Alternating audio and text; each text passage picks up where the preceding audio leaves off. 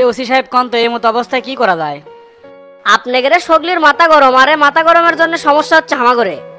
পরশুদিন ডনেরা জেল থেকে বার হলো, একদিন না পার হতে আপনারা অ্যাটাক করছেন।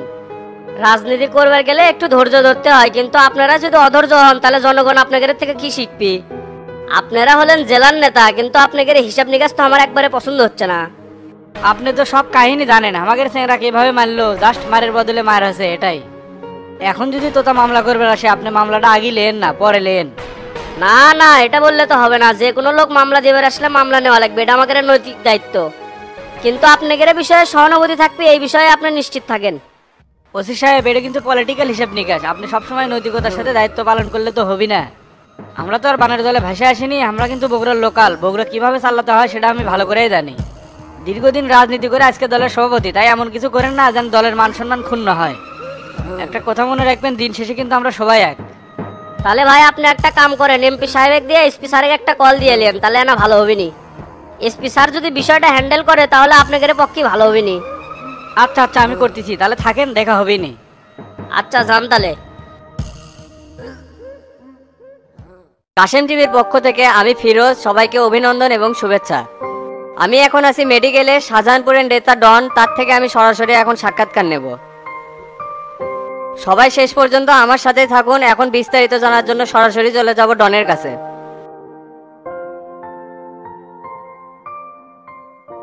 আমি কাশেম টিভির সাংবাদিক ফিরোজ আহমেদ। এখন আপনার শারীরিক অবস্থা কেমন? অবস্থা খুব একটা ভালো না, মাথায় প্রচন্ড আঘাত লাগছে আর বাম চোখ মনে হয় নষ্ট হয়ে যাবে। পাছা স্টেপ করছে, যেখানে 8টা সেলাই দেওয়া লাগছে, যার কারণে আমি হাঁটা চলাফেরা কিছু করতে পারতেছি না। সেদিনকার ঘটনাটা একটু খুলে বলেন, আর কারা আপনার উপর আক্রমণ করছে তাদেরকে আইডেন্টিফাই করতে পারছেন? আমাদের মাধ্যমে কিন্তু লক্ষ লক্ষ মানুষ এই বিষয়টা জানতে পারবে, তাই সঠিক যেটা সেটাই বলুন। আমাদের উপর আক্রমণ করছে ফটিক আর গোল্লা, আর এর হুকুম দিছে এমপি কোপা শামসু। প্রথমে আমাদের মধ্যে বাক বিতর্ক হয়, তারপরে আতর্কিতভাবে আমাদের উপর আক্রমণ চালায়। তারা আগের থেকেই পরিকল্পনা করে হামাগের হত্যার উদ্দেশ্যে এই আক্রমণ করে। আপনি এত শিওর কিভাবে হলেন যে এমপি সাহেবই আপনাকে মারার হুকুম দিছে? মূলত আমি যতদূর শুনলাম আপনার ক্যাচাল তো ফটিকের সাথে, তো এখানে এমপি সাহেবের নাম কিভাবে আসতেছে? যেখানে টেরার উপস্থিতিতে হামাগের উপর আক্রমণ হলো, আর টেরা তো শামসুর ডান হাত। এমপির নির্দেশ না পালে টেরা আর গোল্লা ওই জায়গায় কোনোভাবে উপস্থিত থাকলেন না। আপনার সাথে যে আরেকজন ছিল বিচ্ছু সেলিম, ওনার অবস্থা কেমন? ওনার সাথে কি একটু কথা বলা যাবে?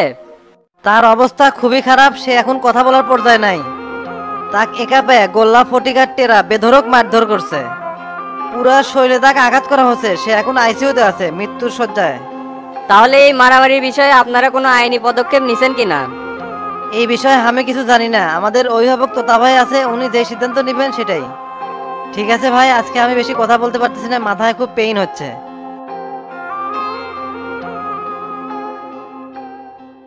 আপনারা সবই শুনলেন, পরবর্তী আপডেট নিয়ে আবার আসবো রাত 10টার সময়। এ পর্যন্ত আমার সাথেই থাকুন। এ পর্যন্ত সবাই সুস্থ থাকবেন, ভালো থাকবেন। আসসালামু আলাইকুম।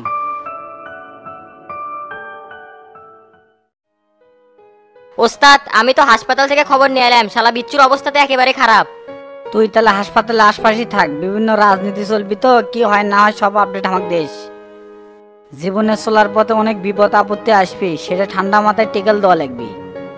আজকালকার মানুষের কিন্তু কোনো বিশ্বাস নাই, নিজের স্বার্থের জন্য সবকিছু করতে পারে। হ্যাঁ ওস্তাদ, কথা আপনি ঠিক করছেন। বগুড়ার সব লিডাররাই তো এখন ওটি সকাল সন্ধ্যা আসা যাওয়া করিচ্ছে। তুই একটা কাজ করিস, কয়েকদিন গোল্লার ফুটিকে কেন সাইডে থাকবে ক, আর আমি প্রশাসনের সাথে কথা করছি। আর এই কয়েকদিন চোখ মুখ খোলা রেখে চলা লাগবে, আমাকে তো আর শত্রুর অভাব নাই, কেরা করতে কাটিয়ে করবে তার নাই ঠিক। আপনি কোনো চিন্তা করেন না ওস্তাদ, এবার যদি খালি কোনো কিছু হয়ে যায় তাহলে আমাদের আসল চরিত্র দর্শক দেখা পারবি।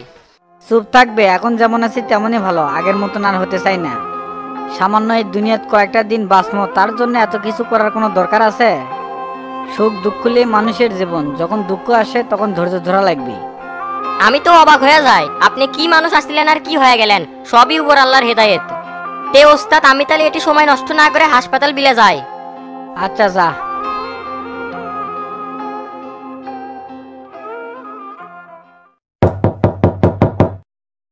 ডাক্তার সুশান্ত কি বাড়িতে আছে? একটু ওয়েট করেন, খুলেছি।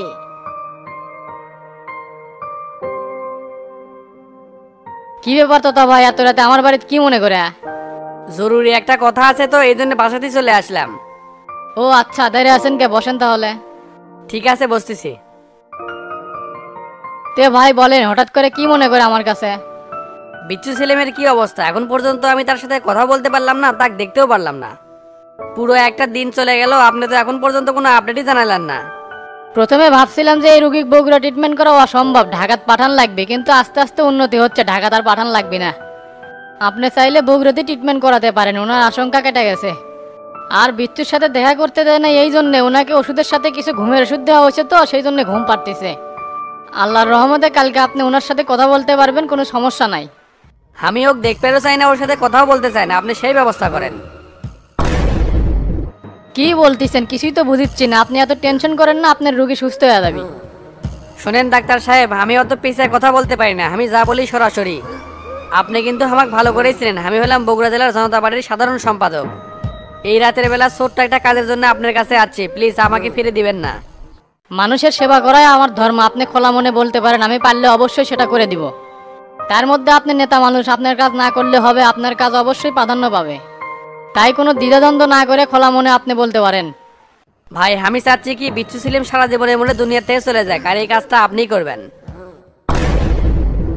বিনিময়ে আপনি টাকা পয়সা যা চান সব দিব, কিন্তু কাজটা আমাকে করে দিতেই হবে। হোয়াট? আপনি কি বলতেছেন? আপনার মাথা মুথা ঠিক আছে? এত বড় অন্যায় কাজ আমি করতে পারবো না। মানুষকে সুস্থ করাই আমার কাজ, সেটি একটা মানুষকে মেরে ফেল দেবো, এত বড় নোংরা কাজ আমি করবো? আপনি ভাবলেন কেমনে? প্লিজ আপনি আমার চোখের সামনে থেকে বের হয়ে যান, আমি আর আপনার সাথে কথা বলতে চাই না। আমি তো অবাক হয়ে যাচ্ছি, এত বড় নোংরা প্রস্তাব আপনি দিলেন কিভাবে? আপনি এখান থেকে উঠবেন নাকি পুলিশ দিয়ে ধরে দিব? সিকিউরিটি, এ কোথায় এরা রে? একে ধরে বের করে দাও। আস্তে আস্তে, এত উত্তেজিত হন না, মাথা একটু ঠান্ডা করেন। আপনার মেয়ে কিন্তু প্রত্যেকদিন মহিলা কলেজে যায়, কাল থেকে কিন্তু আর যেতে পারবি না।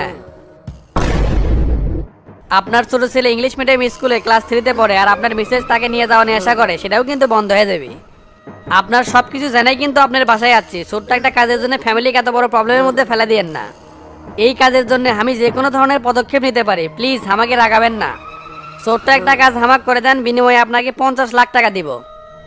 আর যদি না করেন তাহলে আগামীকাল থেকে আপনার ছেলে মেয়ে এবং মিসেসের মুখ দেখতে পারবেন না। আমার এক কথা 100 কথার সমান। এখন আপনি ডিসাইড করেন আপনি কোন পথ বেছে নেবেন, আপনার সময় 2 মিনিট। স্যার আপনাকে জন্য চা নাস্তা নিয়ে যাচ্ছি। এই তুই এই ঘরের মধ্যে ঢুকছো, তো কোনো মতে দিছে কেটা? আর তো কে চা আনতে বলছে? এই জায়গায় গুরুত্বপূর্ণ কথা হচ্ছে, তুই তাড়াতাড়ি এই জায়গাতে সর, না হলে কিন্তু চোরে তোর গাল ফাটামো। কি ব্যাপার স্যার, আমি তো আপনাকে কিছু কইনি, আপনি এত খেপলেন কি জন্য? মাথা মতো কিন্তু গরম হয়ে আছে, তুই তাড়াতাড়ি চোখের আগের মধ্যে সর, না হলে কিন্তু খারাপ হয়ে যাবি। এই জায়গা কি চলিচ্ছে, আড়াল থেকে সবকিছু শোনা লাগবে। আচ্ছা স্যার, যাচ্ছি। আমি ভাবে চিন্তা দেখলাম সামান্য একটা কাজের জন্য আমার ফ্যামিলির উপর এত বড় ঝামেলা আসুক, আমি সেটা চাই না। আমি আপনার প্রস্তাবে রাজি, কিন্তু টাকা আমাকে অগ্রিম দিতে হবে। ঠিক কোনো বিষয় না, আপনি একটা সঠিক সিদ্ধান্ত নিয়েছেন, ভালো লাগলো। আমি চাই আজকে রাতেই আপনি কাজটা কমপ্লিট করেন, কিভাবে করবেন সেটা আপনার বিষয়। এত তাড়াহুড়া করলে তো হবে না, ওকে স্যালাইনের মধ্যে পয়জন দিয়ে মারা লাগবে, 2-1 দিন সময় লাগবে। সবই তো বোঝেন, পোস্টমর্টমে যেন ধরা না পড়ে সেদিকেও লক্ষ্য রাখা লাগবে, সাপও মরলে লাঠিও জানি না ভাঙ্গে। আপনি শুধু প্রচার করেন যে সেলিমের অবস্থা আশঙ্কাজনক, নাও বাঁচতে পারে। বাহিরের খেলা আমি খেলতেছি, এটা নিয়ে এত চাপ নেওয়া লাগবে না, ভিতরের কাজ যেন 100 হয়। আপনার অ্যাকাউন্ট নাম্বারটা আমাকে মেসেঞ্জারে পাঠিয়ে দেন, আগামীকাল সময় করে টাকাটা পাঠিয়ে দেবনি। ঠিক আছে, আমি অ্যাকাউন্ট নাম্বার পাঠাচ্ছি। আচ্ছা উঠলাম, আর এই কথাটা এখানেই যেন থাকে, স্যার দেওয়ালে বাইরে যেন না যায়। এই বিষয় নিয়ে আপনি নিশ্চিন্তে থাকেন, এই কথা এখানেই কবর হয়ে যাবে। ঠিক আছে, উঠলাম তাহলে। স্যার আপনার জন্য টেবিলে ভাত রেডি করছি, আসেন খাবেন। এই স্যার, তুমি এত ডিস্টার্ব করতেছো কিসের জন্য? আমি আজকে ভাত খাবো না, যাও তো এর থেকে, যাও। আচ্ছা স্যার।